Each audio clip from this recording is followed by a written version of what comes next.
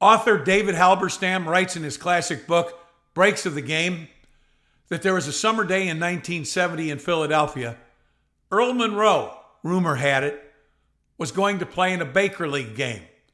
Now, this is not your typical open gym. This is a serious league with serious players, big credentials either from the street or from college, from high school, or even an all-star in the pros, Monroe.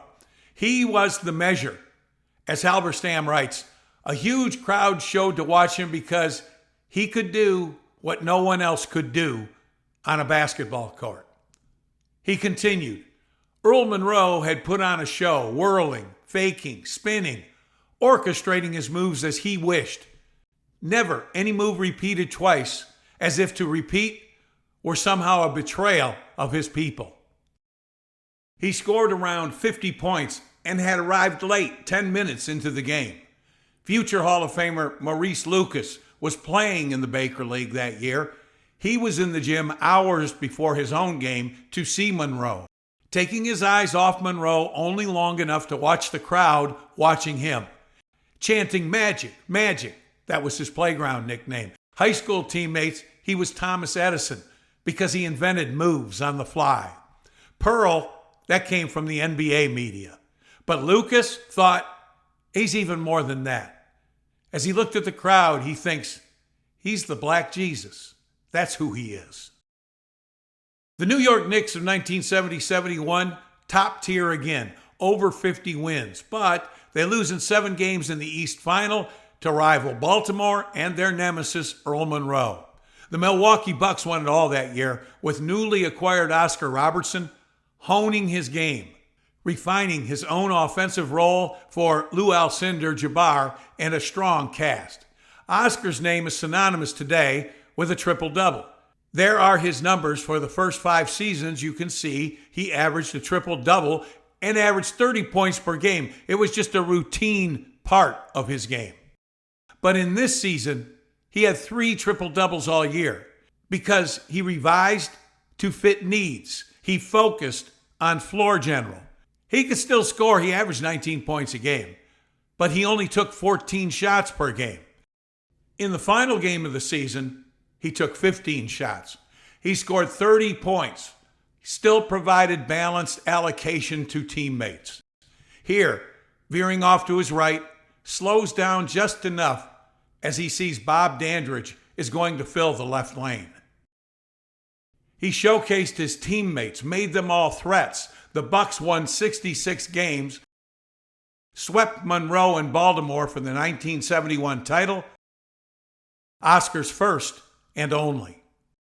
Knicks general manager Eddie Donovan, he's eyeing another title, bolstered by thoughts of a blockbuster trade like the DeBusschere trade of 1968. His target, a pearl. Donovan and head coach Red Holtzman watched the finals. It was painful, but they saw it. Oscar's celebration here is what the Knicks were doing a year earlier. They want it back.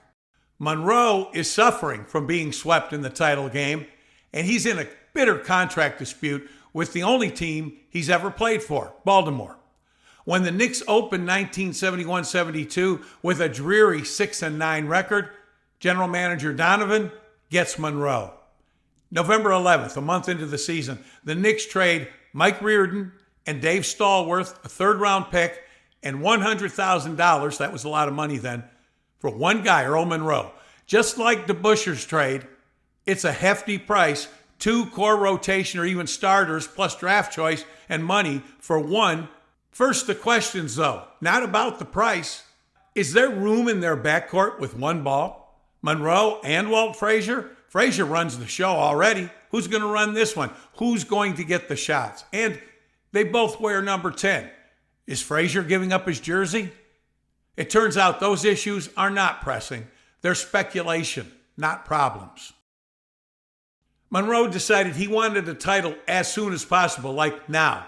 He was being asked to interlace his game with a team of proven winners.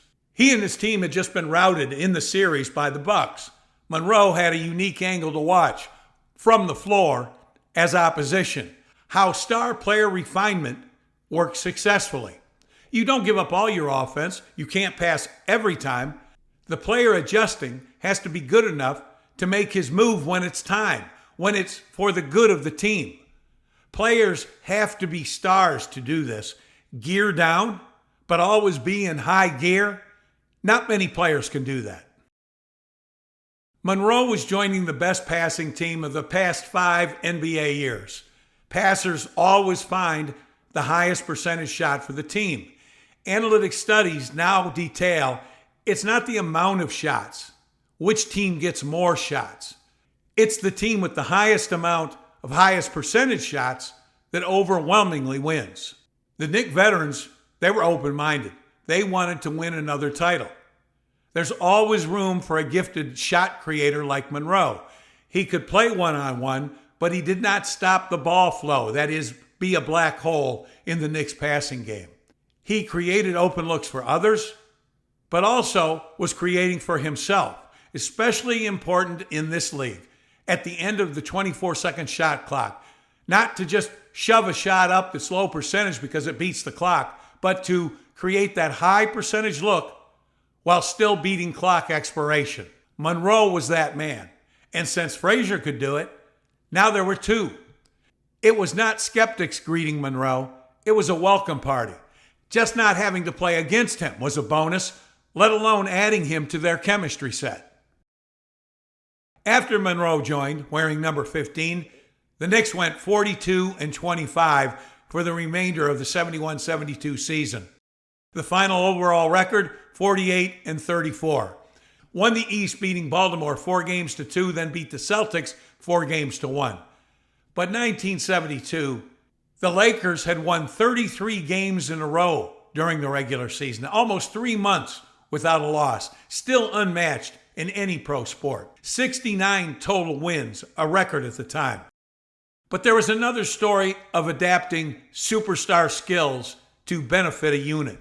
Wilt Chamberlain, he averaged 19 rebounds, but just 14 points. This was a man who had averaged over 50 points per game over the course of a season. He shot 65% from the field, less shots, more higher percentage shots for himself, usually dunks, and he would become a low block floor general. His passing ability out of the block, inside out, or hitting cutters for those high percentage shots teams win with. More blending to win titles. Oscar in 71, now Wilt in 72, and in 1973, here comes Monroe. With Monroe all season, the Knicks get off to a hot start, 13-5. They finish 57 wins, 25 losses. Playoffs, dominate the Bullets, 4-1. But then the Celtics, 68 wins by the Celtics. They're the overall favorite, the overall number 1 seed. The Knicks pull off a 7-game upset, with Game 7 in Boston holding the Celtics to just 78 points. Critics said the Knicks defense is going to suffer. Monroe, he's one of those defenses, the vegetable line. Offense is the dessert line. The objective analytics say just not true. For all of the talk of their balanced offense, their defense is the toughest in the NBA, holding opposition to just 98 points per game. Now to win it all, from the West, it's the defending champion Lakers again, and the Lakers win the opener.